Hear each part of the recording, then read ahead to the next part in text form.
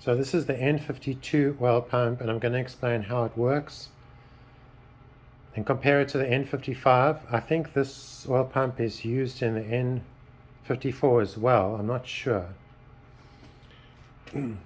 As an oil pump, I like the design a lot better. It's got a lot less failure possibilities. It has no plastic components and it has no electronic control. It is bolt-in compatible with the N55.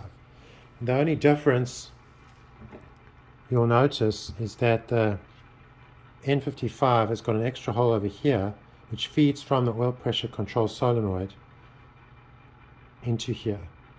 The N52 one, it's got nothing over here. If you bolt this up and you don't block off your oil pressure control solenoid by removing it and using that aluminum plug, then you're going to lose all your oil pressure out this hole. So you can't bolt it on without removing your oil pressure control solenoid. But if you do bolt it on, it will work, and presumably it will give much better oil pressure than the N55, and you won't have the rod bearing failure problem. So I believe this is actually another possible solution to the rod bearing problem on the N55. You use an N52 oil pump. N52 oil pumps do not have a rod bearing problem, and the only difference is the oil pump. So there's that. Okay, notice that this is steel, not plastic, which I like a lot. So how does this work? Well, it's a variable rate oil pump, but the rate is determined only by the oil pressure. It's not determined by load because there is no ECU to work out what the load is and send a signal. What happens is you have bolted up to the bed plate of the engine this hole which feeds from the main oil rail at high pressure. Now this is downstream of the oil filter and comes in here, it travels down there, and it travels out through this hole here.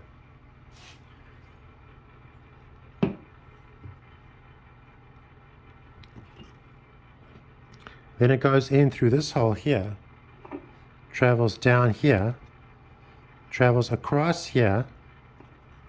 Whoops, I'm disassembling this without meaning to. And comes up into this cylinder here and pressurizes this and lifts this. Okay? Well, what does this thing do? Well, if you look in here, I'm going to turn on this changes the flow rate. So as this depresses, you get more oil flowing, and as it moves up, you get less oil flowing. That's how the flow rate works. So this has got a clever bevel in it to make this happen.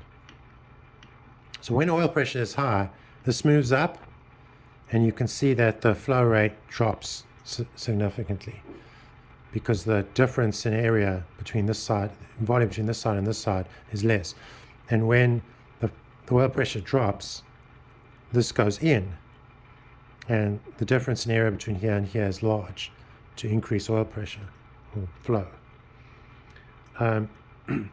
What's counteracting the force of the oil pressure is this spring here, which is assembled on here and actually goes in this side here. So this spring maintains pressure against the oil pressure. Now this is a very simple one actuator system. I really like it, and that explains how the N52 works. And I would like someone to actually try this, to take the N52 oil pump and put it in N55, block off the oil pressure control solenoid, and see how everything works. And I believe everything will work perfectly fine. Thanks for watching.